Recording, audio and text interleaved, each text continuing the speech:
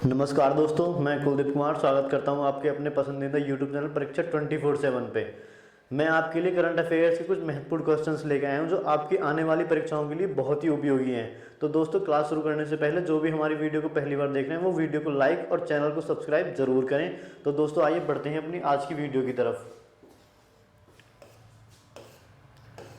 तो हमारा पहला जो क्वेश्चन है वो इस प्रकार से कि निम्न में से किस दिग्गज खिलाड़ी ने पुर्तगाल ग्रां प्री फार्मूला 1 रेस जीतकर अपने कैरियर की 92वीं जीत दर्ज करके माइकल शुमाकर का रिकॉर्ड तोड़ दिया है। तो इसमें जो पूछा गया है, इसमें जो पूछा जा रहा है क्वेश्चन में, उसमें वो फार्मूला 1 रेस जीतकर अपने कैरियर की 92वीं जीत, कौन सी 92वीं जीत दर्ज की है। तो उस महान खिलाड़ी का नाम बताइए कौन है वो। तो इसमें आपको चार ऑप्शन दिए हुए हैं। पहला जो ऑप्शन है लुइस हैमिल्टन, दूसरा है मैक्स वेरस्टेपेन, तीसरा ऑप्शन वॉल्टेरी बोटा और चौथा ऑप्शन है आपका डेनियल रिकॉर्डा। तो इसमें से सिर्फ आपको एक ऑप्शन बताना है। तो दोस्तों, जिसने अभी 92वीं अपनी मतलब विक्ट्री प्राप्त की है, उनका जो नाम है, उनका नाम है, मैं आपको बताता हूं।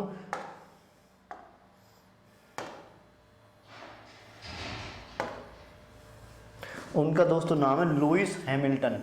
क्या नाम है? Lewis Hamilton. इन्होंने कौन सी जीत प्राप्त की है अभी फार्मूला 1 रेस में? 92। तो ये आपको याद रखनी है क्योंकि ये सबसे बड़े दिग्गज खिलाड़ी हैं। इनसे पहले जो थे वो थे माइकल शुमाकर। इन्होंने किसका रिकॉर्ड तोड़ा है? माइकल शुमाकर का रिकॉर्ड तोड़कर अपनी 92वीं जीत दर्ज की है। तो दोस्तों, बढ़ते हैं अपने अगले क्वेश्चन की तरफ। देखिए,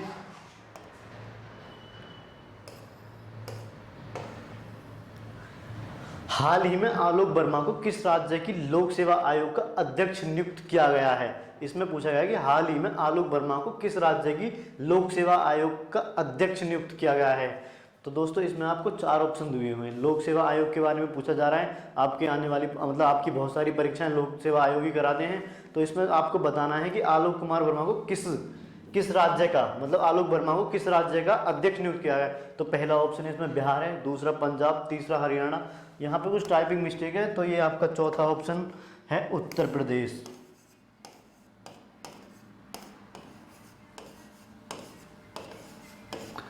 तो इसमें से सिर्फ आपको एक ऑप्शन बताना है कि इसका जो आंसर है वो आंसर क्वेश्चन है, इस क्वेश्चन का आंसर क्या है। तो दोस्तों, मैं इसका आपको आंसर बताता हूँ। इसका जो आंसर है, इसका आंसर है हरियाणा। क्या है? हरियाणा। हरियाणा सरकार ने ही अभी आलोक वर्मा को हरियाणा राज्य का सेवा मतलब हरियाणा राज्य की लोक सेवा आयोग का अध्यक्ष नियुक्त किया है। तो दोस्तों, बढ़ते हैं अपने अगले क्वेश्चन की तरफ। देखिए, ये करंट अफेयर का बहुत ही महत्वपूर्ण क्वेश्चन है क्योंकि इसका जो आंसर है बहुत ही आप लोगों के लिए पता है कि इसका आंसर आप सबको पता होना चाहिए कौन सा है। ये किस बारे में क्वेश्चन, ये मैं आपको बताता हूँ। ये है financial action task force FATF ने हाल ही में किस देश को ग्रे लिस्ट में बरकरार रखा है। तो दोस्तों, FATF क्या है? FATF के बारे में आपको थोड़ा सा बताना चाहूँगा। ये एक अंतर्राष्ट्रीय संस्था है जिसका गठन 1989 में हुआ है और ये मनी लॉन्ड्रिंग, हवाला वगैरह का जो भी पैसा होता है एक देश से दूसरे देश में जो जाता है, ये उस पर नजर रखते हैं। और ये ग्रे लिस्ट में किसी भी देश को कब करते हैं? ये ग्रे लिस्ट में ये किसी भी देश को कब करते हैं? जैसे ये मान लो अरब है, सऊदी अरब है, मतलब कनाडा, जापान, फ्रांस, रूस, कोई भी देश है जिस देश के द्वारा हमारे देश में मान लो पैसा आ रहा है और उसके बारे में उस पर हम सरकार को टैक्स नहीं चुका पा रहे हैं, तो मनी लॉन्ड्रिंग हो रही है। मनी लॉन्ड्रिंग जब हो रही है तो ये एक मतलब नियुक्त किया गया था, मतलब स्पेशल संस्था बनाई गई थी FATF, जिसका जो काम है सिर्फ उसका यही काम है कि किस देश में ज़्यादा पैसा भेजा जा रहा है और उस पैसे का यूज़ किस प्रकार से किया जा रहा है, उसको सरकार के हित में है या क्या है। तो इसमें अगर किसी भी मतलब उन्हें किसी देश पर शक हो जाता है तो वो उसे ग्रे लिस्ट में डाल देते हैं। इनमें आपको चार ऑप्शन दिए हुए हैं। पहला है नेपाल, दूसरा है जापान, तीसरा है भारत, चौथा है पाकिस्तान।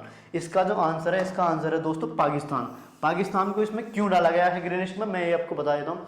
पाकिस्तान में मनी लॉन्ड्रिंग थोड़ी ज़्यादा होती है क्योंकि वहाँ पे आतंकवादियों को पैसा सप्लाई किया जाता है, जिसके लिए FATF ने इन्हें ग्रे लिस्ट में डाला क्योंकि FATF को इनके ऊपर शक है कि ये मनी लॉन्ड्रिंग के द्वारा क्या करते हैं, आतंकवादियों को पैसे सप्लाई करते हैं। तो दोस्तों, बढ़ते हैं अपने अगले क्वेश्चन की तरफ। ये क्वेश्चन आपके लिए बहुत महत्वपूर्ण है क्योंकि आने वाली किसी भी परीक्षा में ये आपसे पूछा जा सकता है कि FATF ने हाल ही में किस देश को ग्रे लिस्ट में बरकरार रखा है।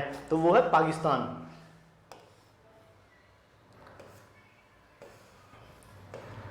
ये हमारा जो क्वेश्चन है ये है, प्रधानमंत्री नरेंद्र मोदी ने 24 अक्टूबर 2020 को गुजरात में कितने परियोजनाओं का का उद्घाटन किया है वीडियो कॉन्फ्रेंस के द्वारा।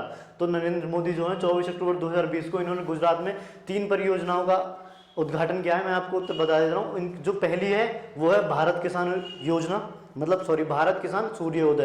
तो और इसमें दूसरी जो है, इसमें दूसरी परियोजना है गिरनार रोपवे। कौन सी है? गिरनार रोपवे। और तीसरी जो इन्होंने स्टार्ट किया है वो क्या है? हार्ट हॉस्पिटल, मतलब दिल, मतलब हार्ट जो होता है उसका जो हॉस्पिटल है उसकी परियोजना इन्होंने वहां पे स्टार्ट की है। कहाँ पे? गुजरात में। इसका जो आंसर है, इसका आंसर है दोस्तों 3। मैंने आपको योजनाओं के नाम बता दिए हैं कि वो कौन कौन सी योजनाएं हैं। क्या आंसर है इसका दोस्तों? 3। और अब ये कब स्टार्ट हुई थी ये आपको पता होना चाहिए। 24 अक्टूबर 2020 को। कब हुई थी ये? 24 अक्टूबर 2020 को। बढ़ते हैं अपने अगले क्वेश्चन की तरफ। देखिए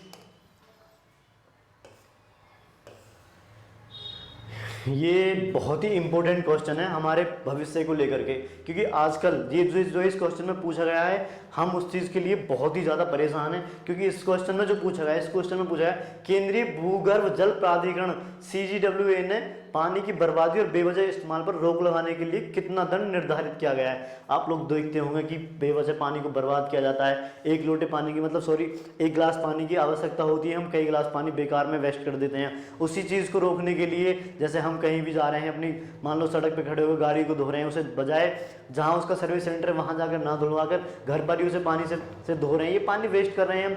लोगों को आपने देखा होगा गाँव वगैरह या शहरों में सड़कों को पानी से धोते हैं। ये सब चीज़ें पानी का वेस्टेज है। इसे रोकने के लिए भूगर्भ जल प्राधिकरण ने अभी एक, मतलब पेनल्टी के रूप में अभी वो चालू किया है, दंड निर्धारित किया है। और वो दंड कौन सा है? इसमें आपको 4 ऑप्शन दिए हुए हैं। एक ऑप्शन नीचे में वो आपको दिखा दूंगा। पहला है 3 लाख रुपए जुर्माना एवं 7 साल तक जेल।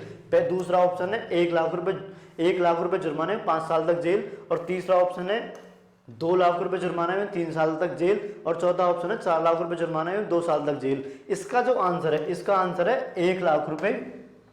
क्या है? इसका आंसर है 1 लाख रुपए। 1 लाख रुपए जुर्माने में 5 साल तक जेल। ये किसने किया? भूगर्भ जल प्राधिकरण ने अभी जल्दी में ही इसकी घोषणा की है। क्योंकि पानी है तो जल है तो कल है। क्योंकि अगर पानी की बर्बादी को रोका नहीं गया तो आने वाले समय में पानी को लेकर के एक बहुत ही बड़ा और भविष्य में का संकट नजर आएगा। तो बढ़ते हैं अपने अगले क्वेश्चन की तरफ। देखिए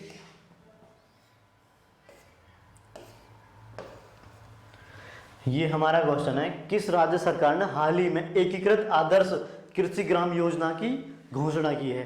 ठीक है, मतलब शुरुआत की है, घोषणा की है, बात एक ही है। तो आदर्श कृषि ग्राम योजना, आदर्श कृषि ग्राम योजना से मतलब किसानों का जो, मतलब किसानों की आय दुगनी करनी है, उनकी जो समस्याएं हैं उनको सॉर्ट आउट करने के लिए अभी एक योजना शुरू की है, आदर्श कृषि ग्राम योजना। किस राज्य सरकार ने की है?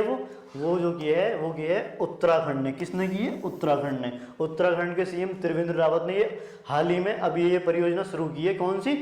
आदर्श कृषि ग्राम योजना। ठीक है, ये क्वेश्चन हमारे किसान भाइयों के लिए है, जो भी किसान है उनके लिए, उनकी जो आय है उसको दुगनी करने के लिए, उनकी जो समस्याएं हैं उनकी। और उत्तराखंड के अंदर 2 लाख रुपए तक का जो बीमा दिया जाता है उसको 3 लाख रुपए कर दिया गया है इसके तहत। बढ़ते हैं अपने अगले क्वेश्चन की तरफ।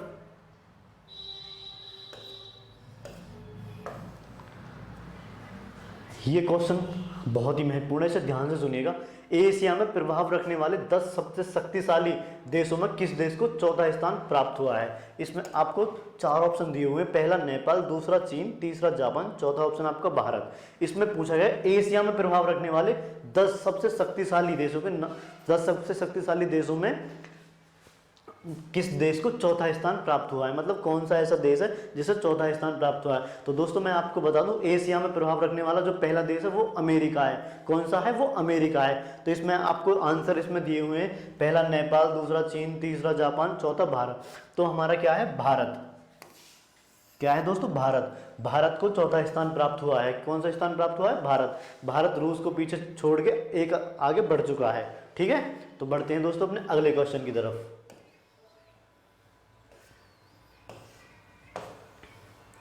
इसमें पूछा गया है गुजराती फिल्मों के किस प्रसिद्ध संगीतकार एवं पूर्व भाजपा सांसद का 83 साल की उम्र में निधन हो गया है। ये गुजराती फिल्मों के एक बहुत ही मतलब बहुचर्चित कलाकार थे, जिन्होंने बहुत सारी फिल्मों में अपना प्रदर्शन करके बहुत ही अच्छा प्रभाव जमाया था गुजरात के अंदर। इनका अभी 83 साल की उम्र में निधन हो गया है और ये पूर्व मतलब सांसद भी रह चुके हैं वहाँ के।